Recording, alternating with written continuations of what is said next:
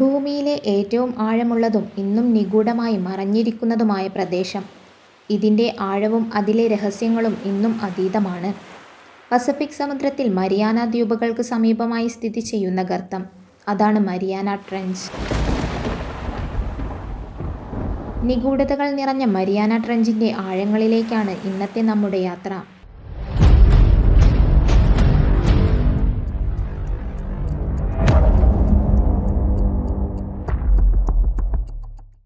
1872 ബ്രിട്ടൻ്റെ royal navy കപ്പലായ HMS ചലഞ്ചറിൽ സമുദ്രത്തിൻ്റെ ആഴവും അതിൻ്റെ ഘടനയും പഠിക്കാൻ കുറച്ച് ഗവേഷകർ യാത്ര തിരിച്ചു.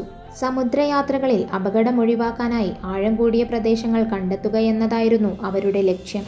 അങ്ങനെ 3 വർഷത്തെ യാത്രയ്ക്കു ശേഷം 1875 അവർ പസഫിക് സമുദ്രത്തിൽ എത്തിച്ചേർന്നു.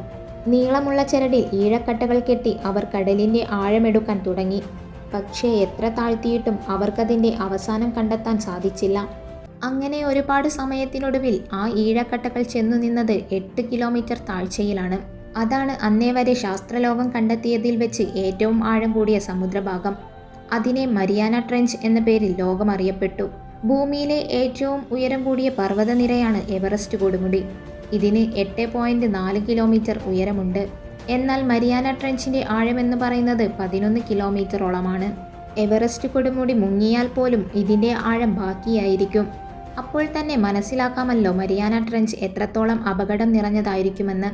മരിയാന ട്രെഞ്ച് കണ്ടെത്തിയതിനെ തുടർന്നുള്ള ഗവേഷണത്തിൽ ആ ഭാഗത്തെ അടിത്തട്ട് ആദ്യം കുത്തനെ ചെരിഞ്ഞിറങ്ങുന്നതും പിന്നീട് കുറച്ചു ദൂരം പരന്നുകിടക്കുന്നതുമായി കണ്ടെത്തി.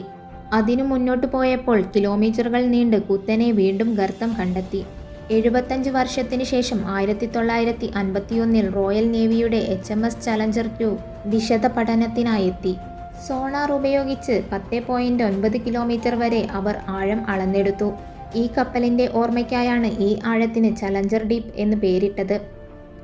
2010 അമേരിക്കയിലെ centre for coastal ocean mapping നടത്തിയ സർവേയിൽ 10,994 മീറ്റർ ആഴമാണ് രേഖപ്പെടുത്തിയത്. കൂടാതെ ഈ ട്രെഞ്ചിന് 69 കിലോമീറ്റർ വീതിയുണ്ട്. സൂര്യപ്രകാശം തീരെ കടന്നു ചെല്ലാത്തിടമാണ് മരിയാന ട്രെഞ്ചിലെ ചലഞ്ചർ ഡീപ്പ് എന്ന ഭാഗം. എന്നാൽ ഇവിടുത്തെ ശക്തമായ സമ്മർദ്ദം ശാസ്ത്രലോകത്തിന് ഇന്നും ഒരു വെല്ലുവിളിയായി തുടർന്നുകൊണ്ടിരിക്കുകയാണ്. ചലഞ്ചർ ഡീപ്പിൻ്റെ പ്രഷർ 16,000 PSI ആണ്. അതായത് നിങ്ങളുടെ ശരീരത്തിന്മേൽ 50 വലിയ കാർ ഒന്നിച്ചു കയറി നിൽക്കുന്നത് പോലെയാണത്. അത്രയും പ്രഷറാണ് മരിയാന ട്രെഞ്ചിൻ്റെ ആഴങ്ങളിലുണ്ടാവുകയെന്നതാണ് വാസ്തവം. അതിനാൽ തന്നെ മനുഷ്യന് ചലഞ്ചർ ഡീപ്പിൽ നേരിട്ടെത്താൻ സാധിക്കില്ല. എന്നാൽ ഇവിടം ആയിരക്കണക്കിന് വിചിത്ര ജീവികളുടെ സങ്കേതം കൂടിയാണ്. ഇപ്പോൾ നിങ്ങൾക്കുള്ളിൽ ഒരു സംശയമുണ്ടായിരിക്കാം, ഇത്രയും സമ്മർദ്ദമുള്ള ആഴങ്ങളിലെ ജീവജാലങ്ങൾക്ക് ഇത് ബാധകമല്ലേ എന്ന്.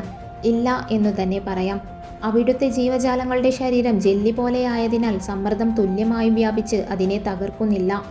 അവർക്ക് അടിയന്തര സമ്മർദ്ദത്തിൽ തന്നെ ജീവിക്കാനുള്ള പ്രത്യേക ഘടനയും രാസസംയുക്തങ്ങളുമുണ്ട്. ഈ സാഹചര്യത്തിന് ഇണങ്ങിയാണ് അവ പിറന്നതു തന്നെ. മരിയാന ട്രെഞ്ചിൻ്റെ ഗവേഷണത്തിനായി ജപ്പാൻ ഒരു സബ്മറൈനെ അയച്ചിരുന്നു. എന്നാൽ ആഴക്കടലിൽ വെച്ച് സബ്മറൈനെ ഒരു കൂറ്റൻ ജീവി കടിച്ചെടുത്തു. ഇത് മെഗലഡോൺ എന്ന കൂറ്റൻ സ്രാവാണെന്നാണ് പറയപ്പെടുന്നത്. 1960 ജനുവരി 23 അമേരിക്കൻ നേവി ലഫ്റ്റനൻ്റായിരുന്ന ഡോൺ വാൾഷും ആഴക്കടൽ ഗവേഷകനായ ജാക്ക് സ്പിക്കാർഡും ട്രിയസ്റ്റ് എന്ന മുങ്ങിക്കപ്പലിൽ മരിയാന ട്രെഞ്ചിൻ്റെ ആഴങ്ങളിലേക്ക് ഇറങ്ങി. എന്നാൽ പകുതി ദൂരത്തിൽ തന്നെ മുങ്ങിക്കപ്പലിൻ്റെ ഗ്ലാസ് നിർമ്മിത ഇരട്ട കവചങ്ങളിലൊന്ന് തകർന്നിരുന്നു. എങ്കിലും അവർ യാത്ര തുടർന്ന് ഏകദേശം 5 മണിക്കൂർ കൊണ്ട് 35,800 അടി ചലഞ്ചർ ഡീപ്പിലെത്തി ചരിത്രം കുറിച്ചു. ടൈറ്റാനിക്, അവതാർ തുടങ്ങിയ സിനിമയിലൂടെ ലോകപ്രശസ്തനായ സംവിധായകൻ ജെയിംസ് കാമറൂൺ 2012 മാർച്ച് 26 ട്രെഞ്ചിൻ്റെ ദുരൂഹത തേടിയിറങ്ങിയിരുന്നു. സമുദ്രത്തിൻ്റെ ആഴങ്ങളിൽ നിന്നും ഒരുപാട് പഠിക്കാനുണ്ടെന്നായിരുന്നു അദ്ദേഹത്തിൻ്റെ കണ്ടെത്തൽ. ഒരുപക്ഷെ മരിയാന ട്രെഞ്ചിനേക്കാൾ ആഴമേറിയതും നിഗൂഢമായതുമായ ഗർത്തങ്ങൾ ഇനിയും ഭൂമിയിൽ ഉണ്ടായിരിക്കാനുള്ള സാധ്യതയേറെയാണ്.